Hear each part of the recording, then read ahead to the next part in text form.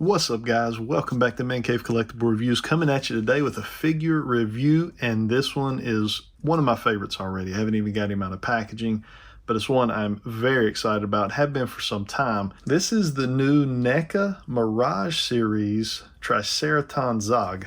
This guy's huge. We found him on one of our recent toy hunts. If you haven't checked out those toy hunts, I've got several that I've put out in the last several weeks. Go check those out and see what's actually on the shelves right now and what's hitting. But this is the man of the hour, Triceraton Zog. Triceraton has always been one of my favorite characters, whether it dates all the way back to the 80s cartoon, up to even some of the more current cartoons, as well as into the comic books. Just always liked this guy. Who doesn't love a massive Triceratops mutant? So we're going to review him today. We're going to get this guy out of packaging, take a look at him, taking a look at the front of the packaging. Got some really nice artwork down here. Eastman and Large, Teenage Mutant Ninja Turtles. You can see very reminiscent of their artwork in that original Mirage comic book. Got some Neca branding up here in the top. And got Triceraton's name down at the bottom. Nickelodeon always getting their name somewhere on the packaging. As far as Triceraton, we can see him pretty good. See some of his accessories that he has here, some grenades, knife there. We can see him pretty well in the package. As we spin on around to the side, got some additional artwork. I'm not sure what that 7 is. Is that maybe he's the 7th figure in the Mirage line? You can drop it to comment down below and let me know if you're sure of what that may be. As we spin around to the back, we got some product imaging here of Zog, looking really, really nice. It does appear we've got an articulated jaw. We'll take a little closer look at that here shortly. To be continued. Some of the other figures, we do have the Shredder clones. We've also got the Casey Jones here in the collection, so we can take a look at those and compare them to Zog as well later in the video. And then as we come around to the final side, we got a really nice piece of artwork here of Zog. Let's go ahead and crack this guy out of his packaging and see what we got. All right, guys, we got Zog out of packaging, and let me tell you, my first impressions are fantastic. This may be one of the best sculpted and painted figures that I have seen in a long time. Let's start off by jumping into accessories for this guy. So he has a pair of holding hands. This would be to hold his knife or gun. He has a pair of closed fist hands, and then they give you a couple options here for this is kind of a relaxed hand. I don't know necessarily, maybe it would hold like a grenade. There is kind of a small indention in there where it looks like maybe a grenade could go, and I think this is probably for the gun here. It does kind of have that trigger finger going on. And then as you can see, straight out of packaging, he does have the fully open and relaxed hands. Moving on to weapons, you can see here we do have his blaster. Looks really nice. Got some nice gray paint on it, couple black accents there throughout. It does have a band here, which looks really nice. A little bit of blue accenting there on the end. He's got a nice knife here, very nicely painted again. Brown on the handle, got that gray and black accenting there on the blade. And then he comes with a couple grenades there that you can see, really nicely sculpted, and then kind of like a, I guess it'd be more like a smoke bomb or smoke grenade here. Now, the last item in the packaging is his tail, so I don't know if we can really call this an accessory, but you do have to install the tail yourself. So his tail is here. The tail is a bendy wire tail, so you can see there as I bend and mold that, it kind of stays in place. All right, so let's go ahead and I'll show you how simple this is to install. Peg hole. Basically just going to pop that in.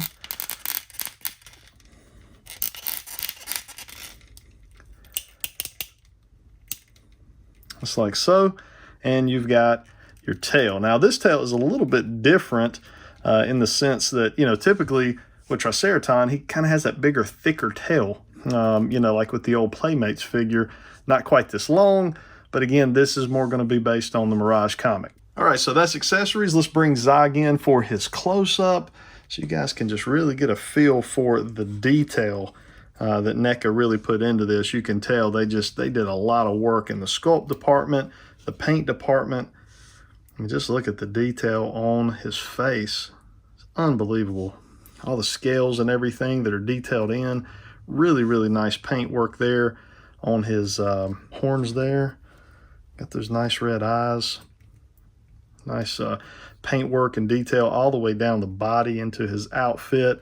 All the pouches are really nicely sculpted, painted in real well.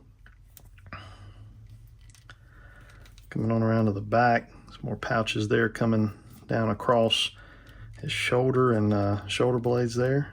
Again, just that amazing sculpt work through and through. Every bit of skin on this guy is completely sculpted. It's just amazing to me. all the way down to the feet, the toes, everything is just completely sculpted in. There's no just smooth plastic on this guy. I mean, even all the way to where they fade in, kind of the smoothness of, you know, if you think about a Triceraton, you know, always kind of toward the end of their mouth, their nose area, kind of gets almost like a harder beak look to it. Well, this does that same thing, and it even slowly fades into all the sculpt work. There's no like line where it just changes. They literally faded it in. There's that articulated jaw we talked about. Got the tongue is not painted in. The tongue is its own thing inside of his mouth. I mean, that's just super cool attention to detail there on Neca's part. So let's talk about articulation, and there's not a lot. I'm just going to tell you that right out of the gate. There's not a lot of articulation. We'll bring him in here. You can get the head down. It really can't get the head down, to be honest with you. Head does get a lot of up motion there. Kind of looks a little weird there in the neck area. Kind of gets a little bit kind of right in here, kind of gapish. But lots of articulation there. Can spin that, really no problem. No issues there. We can get full range of motion there in the shoulder. Shoulders are up and down. That's about as high as we can get. Bicep swivel, pretty tight. You kind of hear it crunching and cracking. Bicep swivel, single joints in the elbows. That's as far as we're going to get. This is just a bulky guy. That's the fact of it. You're not going to get, you know, dynamic posing. Now, one thing I always try to point out, the things that I don't like about a figure, classic Neca here, in the joint area, you can see the paint is already peeling off, and I've only articulated that one time back and forth. And you can see there where the paint is actually peeling off in the joint. This side over here almost appears as though it's already peeled off, and I've actually never articulated it. So you can see some paint chippage coming off. Pro in all this, that is fairly close to skin color. It's a little different, so it's not going to be super noticeable, but it's there. I got to point it out. Got a lot of movement here in the waist. It's almost like it's on a ball peg maybe, or I don't know. It's a lot of movement. It's a decent amount of crunch forward and back. Out here in the wrist, you've got just typical wrist articulation. Those do pop out. That one came out pretty easy. I'll show you here if you want to swap that out for something else. Just going to pop that right back in. And you can see there you do have a hinge there that the wrist will swivel back and forth on. It does appear that they're all just forward and back, no really side to side hinges on any of these hands that he comes with. Moving on down. Quite a lot of range there as far as doing the splits, and then that's as far up as his leg's going to go. Lots of bulk. Got a single jointed knee. That is as far as the knee will go. You can see that. That's straight. That's as far back as it goes because the calf is in the way there. The ankles, I've had to mess with them a little bit. They're very, very tight. I don't want to risk breaking them. I've not put any heat on them, but you've got, you know, use your imagination. You've seen this guy. He's pretty stiff. He's pretty bulky. There's not a lot of range of motion. You can get side to side pretty good on him. But again, you know, I don't know what good all that ankle articulation is going to do with this guy because dynamic posing is not going to be an option. All right, a little comparison here. Let's start off with where it all began. Here's the Triceraton from Playmates Toys, one of my all-time favorite toys ever in any line.